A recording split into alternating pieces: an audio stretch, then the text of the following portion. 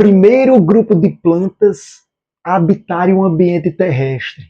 Primeiro grupo na escala evolutiva do reino Plantae. Ei, eu estou falando, olha para cá, gente, das briófitas, tema da nossa aula de hoje. Pessoal, se inscreve aí, curte e faz um comentário no final da aula. Direto ao assunto, vamos lá, prestem bem atenção. Primeira coisa que eu preciso dizer a vocês, o termo briófita é um termo coletivo, gente. Não está certo a gente só remeter briófita a musgos. Sem dúvida alguma, os musgos são os principais representantes, possivelmente os mais cobrados em prova. Mas vamos entender, olha para cá, classificação, que as briófitas compreendem 3 filos. O filo briófita, que é justamente o filo dos musgos e que leva o nome do grupo. Tá aí os musgos, dá uma olhadinha. Hepatófitas são as hepáticas e antosserófitas são os antóceros. Dá uma olhadinha agora nas hepáticas e nos antóceros. Observem já de início, pessoal, que os musgos eles são mais verticalizados. Os antóceros e as hepáticas, eles têm um corpo mais laminar. Então eles são laminares.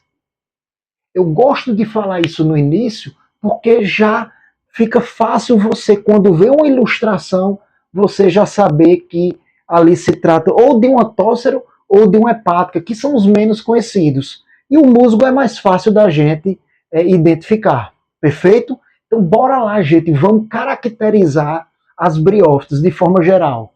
Primeira coisa, gente, eu estou falando de um grupo de plantas que são os primeiros na escala evolutiva do reino Plantae. Certo? Então são plantas pequenas, são plantas de pequeno porte, já começa por aí. São plantas, atenção, avasculares. Essa informação, essa característica é importantíssima. São plantas que não possuem vasos e é uma característica que separa elas dos outros grupos de plantas, que são as traqueófitas, as plantas vasculares, que possuem vasos. No caso, pteridófitas, gimnospermas, geospermas. São plantas vasculares, e as que não têm vasos são as primeiras, as briófitas, que é o tema da nossa aula. Perfeito? Bora lá! Habitam ambientes úmidos e ambientes sombreados. Esse é o habitat mais comum para esse tipo de planta, para as briófitas. É lógico, pessoal, que existem espécies que habitam ambientes secos, com baixa umidade, e também suportam uma certa incidência de sol, sem problema nenhum. Mas, de uma forma geral, ambientes úmidos e sombreados. Não esquece isso. Beleza? Então tá aí. Rochas, barrancos, são espécies pioneiras que tendem a chegar primeiro em alguns ambientes lá no processo de sucessão ecológica. Beleza? Próxima característica. São bioindicadores de ar. Pessoal, essas plantas, elas têm um nível de exigência maior em relação à presença de poluição atmosférica, poluição no ar. Então elas tendem a viver em ambiente que o ar ele tem uma boa qualidade. Isso é outra característica importante desse grupo de plantas. Beleza? Dentro de características gerais, eu gosto de colocar algumas curiosidades e essa eu quero chamar a atenção de vocês, porque é uma curiosidade extremamente importante nos dias de hoje, que a gente vive essa questão do aquecimento global. São as chamadas, olha para cá, turfeiras. Ei, pessoal, as turfeiras são extensas vegetações de musgos, certo? E que essa é a importância ecológica e que tem grande, altíssima capacidade de captar, de puxar carbono do ar. Então essas turfeiras, esses musgos, eles têm uma alta capacidade de pegar gás carbônico para poder realizar fotossíntese e também colocar esse carbono na sua estrutura física, corporal mesmo, certo? Então, são verdadeiros sumidouros de carbono. Então, veja, gente, que não é qualquer importância ecológica. Eles têm um desempenho ecológico extremamente importante nos dias de hoje, beleza? Então, olha só, quais são os musgos que se destacam aqui? Os musgos do gênero Sphagnum, certo? Então, é um gênero aí bastante comum. Inclusive, gente, acredita-se que são as plantas mais abundantes do planeta, porque ocupam grandes extensões continentais aí no planeta, geralmente em ambientes úmidos. Ainda sobre as tufeiras, nelas existem tufas. As tufas, pessoal, nada mais são do que acúmulo de musgos, geralmente em ambientes pantanosos, com pouca taxa de oxigênio. Então essas tufas, esses musgos acumulados, esse aglomerado de musgos, dá uma olhadinha aí na tufa, nesse acúmulo de musgo. Muitas vezes esses musgos, eles permanecem no ambiente e ficam livres da decomposição de micro-organismos. Olha que interessante. Ficando lá livres, o que a galera faz geralmente? O pessoal vai lá, pega esses musgos mortos, essas tufas. A gente sabe que eles são riquíssimos em carbono, porque eles captam muito gás carbônico, como eu disse. Aí o que o pessoal faz? Seca esses musgos e eles são utilizados como importantes fontes de energia, certo? Pelo fato de ter muito carbono. Olha que interessante, gente. Muito atual, viu? Essa questão das tufeiras por conta de toda essa pauta de aquecimento global que a gente está vivendo. Beleza, pessoal? Então, bora aqui para a próxima característica. Possuem poucas células diferenciadas e especializadas. Gente, poucas células diferenciadas e especializadas. Quando você pega um musgo, quando você pega uma tóxera ou uma hepática, qualquer briófita, eu estou me referindo, gente, a plantas iniciais na escala evolutiva. São o primeiro grupo na escala evolutiva. Então, se elas são pouco evoluídas, nós podemos dizer que elas têm células pouco diferenciadas. O que quer dizer isso? E pouco especializadas? Que não há células que desempenham funções específicas. Normalmente, todas as células do musgo, por exemplo, já aproveitando o desenho aqui, todas as células de qualquer parte dele realizam a mesma função. São pouco especializadas. Ao contrário de plantas lá que a gente vai ver, que tem raízes que são especializadas na absorção de água e nutrientes, tem o caule especializado na condução, as células do caule de seiva, tem as folhas especializadas mais em transpiração, em fotossíntese. Não, aqui praticamente tudo isso acontece distribuído por toda a planta, certo? Então não há especialização. Isso é característico de plantas menos evoluídas na escala, certo? Ao longo do tempo.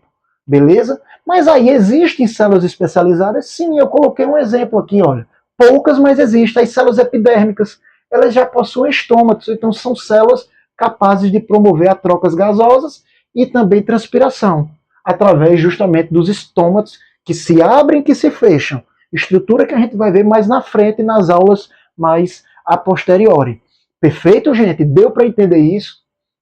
Bora para cá, morfologia. Pessoal, morfologia é a organização corporal. Vamos entender a morfologia do musgo, pessoal, certo? Que, sem dúvida, é o principal representante. Depois eu mostro para vocês, na foto aí também, a morfologia dos outros dois filos, só para vocês tomarem conhecimento. Então, olha para cá, pegando como referência os musgos, os mais conhecidos, vem comigo. Olha só, primeira coisa, gente, existe em estrutura o gametófito e existe o esporófito. O gametófito, olha para cá, ele vem daqui para cá. Primeira informação que eu preciso passar para vocês, ele é haploide, já vou colocar aqui, ó. Certo? E o esporófito, que cresce acima sobre o gametófito, aqui, olha só, o esporófito, ele é o que, gente? Diploide. Perfeito? Vamos só conhecer as estruturas, porque, na verdade, a gente vai compreender as funções de alguns elementos aqui no ciclo reprodutivo daqui a pouquinho. Então, olha para cá. No gametófito, você tem lá embaixo no substrato os rizóides. Ei, rizóide não é raiz. Atenção. Inclusive, os rizóides, eles não têm função de absorção de água. Eles não são especializados em absorver água.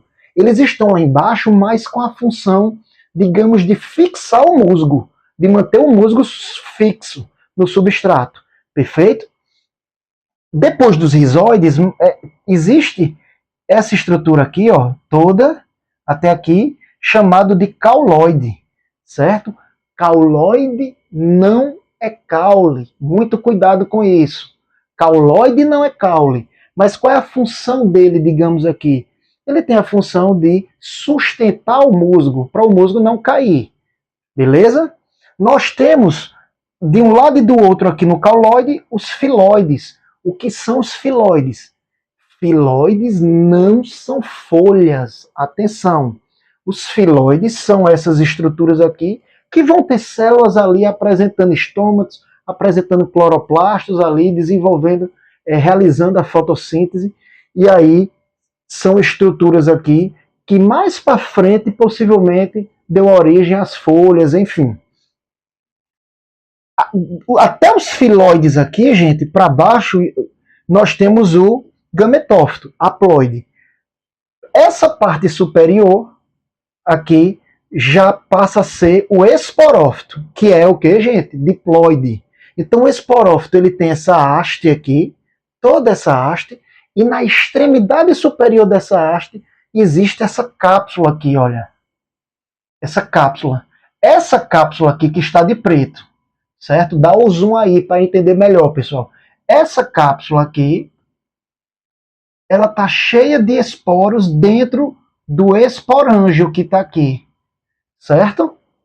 E você tem a cápsula e por fora tem uma bainha, um tecido que protege essa cápsula, esse meristema, essas células que estão aqui. Essa bainha que está aqui, esse tecido que eu coloquei aqui, vou destacar melhor, vou até destacar mais aqui, esse tecido protegendo a cápsula, ele é chamado de coifa ou calíptra, certo? Então, esses são os elementos do esporófito. Lembrar, o esporófito, ele cresce sobre o gametófito aqui no musgo, beleza? Gente, presta bem atenção agora. Se eu fizer um corte aqui no cauloide, esse corte aqui eu levar para microscópio, eu vou ver esse corte aqui transversal. Coloquei aqui, ó, corte do cauloide. Presta bem atenção agora. Na região central, nessa região central aqui, essas células aqui, mais centrais, elas são chamadas de hidroides. O conjunto de hidroides nós chamamos de adroma. Adroma, que é essa porção central aqui do cauloide. E na região mais periférica, mais de fora aqui, superficial, essa região aqui, ó, essas de preto aqui, nós temos as células chamadas de leptoides. O conjunto de leptoides nós chamamos de leptoma. Então, resumindo, eu tenho o adroma, que são os hidroides na parte central, e por fora aqui nós temos quem? O leptoma, que é o conjunto de leptoides. O adroma tem a função, a parte mais interna, mais central, tem a função de transportar água. E o leptoma, a parte mais de fora, a função de transportar substâncias orgânicas.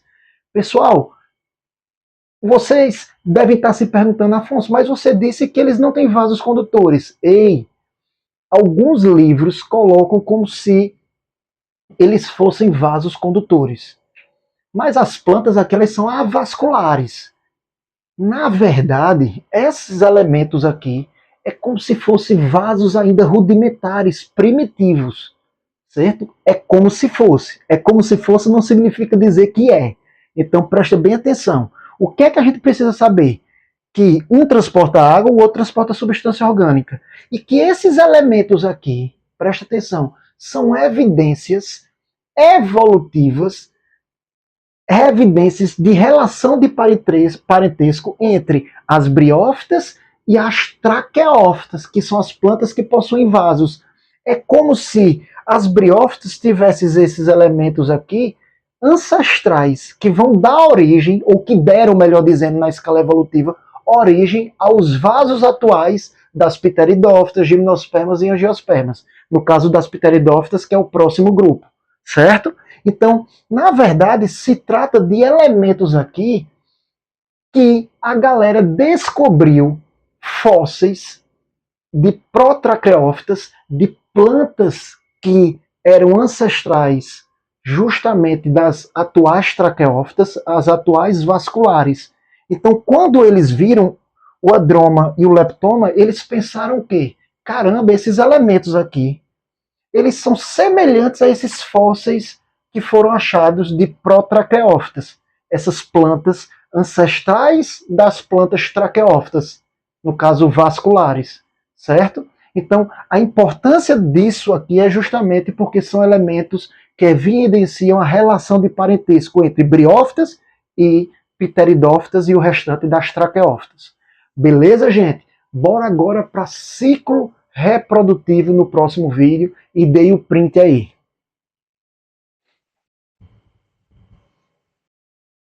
Então bora lá, pessoal, vamos finalizar essa aula tratando de reprodução. Gente, as briófitas, elas podem se reproduzir de forma assexuada, como também de forma sexuada. Na forma assexuada, gera-se novas briófitas com o mesmo material genético. Já na forma sexuada, a gente vai ter a presença de gametas que vão fecundar ali durante o ciclo reprodutivo. A gente vai ver isso melhor, beleza? Então olha para cá, a reprodução assexuada ela pode ocorrer, por exemplo, por fragmentação. Então dá uma olhada aí, antóceros e hepáticas. Eles liberam, gente, fragmentos no ambiente a partir do seu corpo, do seu talo, que se expande, liberam esses fragmentos e esses fragmentos geram novos indivíduos, certo? Já o outro tipo de assexuada é a propagação por propágulos.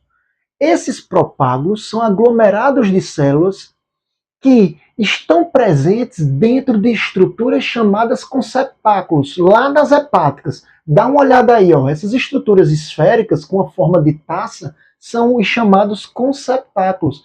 E incrustados neles, dentro deles, tem os propágulos que vão se desenvolver, cada um, formando novas hepáticas, com o mesmo material genético. Beleza?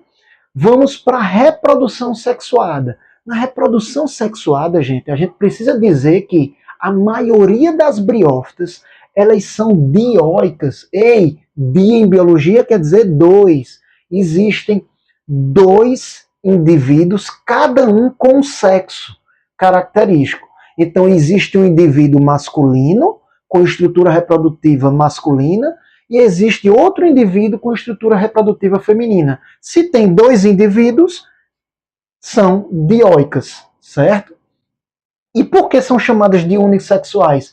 Porque em cada indivíduo, nesse indivíduo aqui só tem estrutura masculina, nesse outro indivíduo aqui só tem estrutura feminina, perfeito? Por isso que são unissexuais. A estrutura masculina é chamada de anterídeo, a estrutura feminina é chamada de arquegônio, a gente vai ver isso no ciclo. Algumas espécies, gente, preciso colocar isso, podem ser monóicas. E aí o que significa monóicas? Mono, um só indivíduo, ele apresenta as duas estruturas reprodutivas, masculina e feminina. Perfeito? Por isso que é monóica, só tem um indivíduo com as mesmas estruturas, mesmo sexo, masculino e feminino num só. Por isso que eles são bissexuais, porque em um tem dois sexos. Ok? Entendido isso, vamos agora para o ciclo reprodutivo dos musgos. Por que a gente escolhe o musgo? O mais cobrado e o principal representante das briófitas. Então acompanha comigo, olha só. Nós vimos agora há pouco que o musgo ele possui o gametófito, que é uma geração haploide, a gente já viu isso, tá ele aqui, ó, certo? E crescendo sobre ele, a gente tem o esporófito, que é uma geração diploide, beleza? Na parte superior, na extremidade do esporófito, nós temos a cápsula, e nessa cápsula tem uma estrutura chamada esporângio. As células desse esporângio, que são diploides, porque faz parte do esporófito, elas sofrem meiose, e nessa meiose vai se formar justamente os esporos, que são estruturas haploides. Então, atenção que isso é um momento importante do ciclo. as células aqui passam a ser haploides. Então, os esporos, eles vão cair em algum local, no tronco de árvore, no solo mesmo, em algum substrato, e vai existir esporos que vão se desenvolver. Alguns livros colocam a palavra germinar, mesmo não sendo semente. Alguns esporos, como esse, vai se desenvolver em estruturas filamentosas, em várias células aqui ramificadas, que nós chamamos de protonema. E aí vai ter esporo que vai formar o protonema masculino, olha a representação masculina, sendo haploide, e vai ter esporo, olha aqui para baixo, que vai formar o protonema o quê? Feminino, também haploide. O protonema masculino, olha para cá, ele vai gerar o gametófito, olha o gametófito aqui, masculino, certo?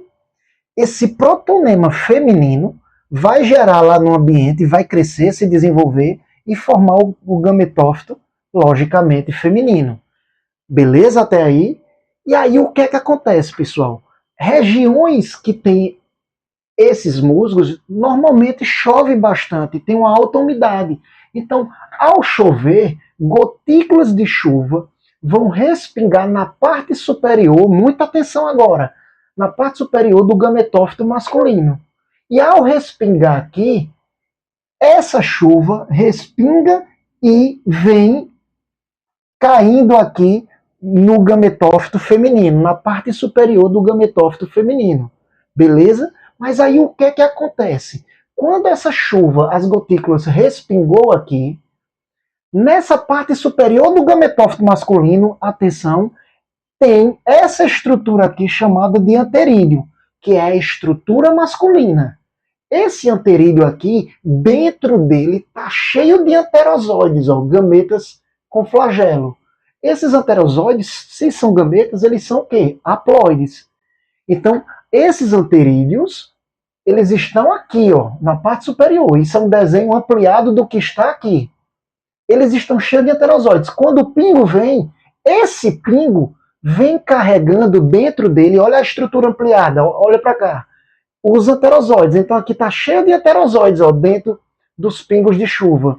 Esses pingos cheios de anterozoides vêm e caem aqui na parte superior do gametófito o quê? Feminino. Ei, nesse momento, tudo vai acontecer, atenção, no gametófito feminino. Por quê? Olha para cá. O gametófito feminino, ao receber as gotículas, essas gotículas, esse gametófito feminino vai permitir, certo? Lá na sua parte superior, onde está o arquegônio, que é essa estrutura ampliada aqui, ele vai permitir que essas gotículas penetrem com os anterozoides. Então, esses anterozoides, que são gametas masculinos, eles vêm, se deslocam aqui porque eles têm flagelo e vão em direção lá no fundo do arquegônio, que é uma estrutura feminina. Lá no fundo do arquegônio, eles vão fecundar o gameta feminino, que nós chamamos de ósfera, que também é haploide. Então, atenção, nesse momento da fecundação, você tem os anterozoides se unindo à ósfera, os anterozoides gameta masculino, ósfera gameta feminino. Ao se fecundar, ao se unir, vai se formar, olha para cá a seta, gente, a célula ovo ou zigoto, aqui no fundo. Essa célula ovo zigoto, ela já é o que, gente? Diploide, momento importante do ciclo. Você tem N com N, anterozoide com osfera. N com N vai dar 2N, que é o diploide.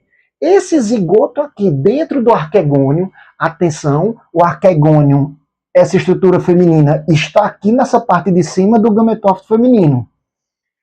Esse zigoto, ele vai se desenvolver formando várias células aqui, ó, por divisão celular, mitose, e vai gerar o embrião jovem, que é diploide. Esse embrião jovem diploide vai se desenvolver, vai formar novas células, formando essa estrutura filamentosa vertical, que já é considerado o esporófito jovem. Continua sendo aqui o quê? Diploide. Esse esporófito jovem, ele vai, ó, crescer aqui. Olha ele aqui, ó. Tudo isso está acontecendo, repito, aqui em cima do gametófito feminino. Essa estrutura arquegônio aqui, está tudo aqui, ó.